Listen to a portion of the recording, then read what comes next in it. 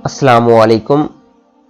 एक रेडी वाले से दाल चावल खाने के बाद मैंने पूछा, भाई कुछ आपको जाने वाली बसें कहाँ खड़ी होती हैं?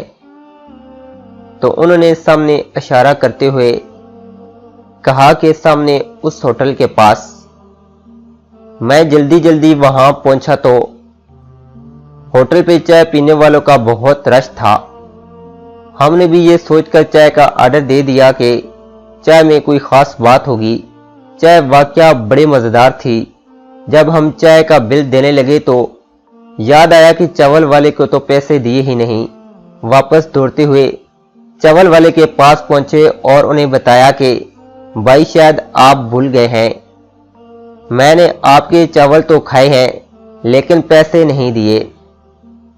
तो चावल वाला मुस्कुराते हुए कहने लगा, भाई जिसके बच्चों की रोजी इन्हीं चावल पे लगी है वो पैसे कैसे भूल सकता है?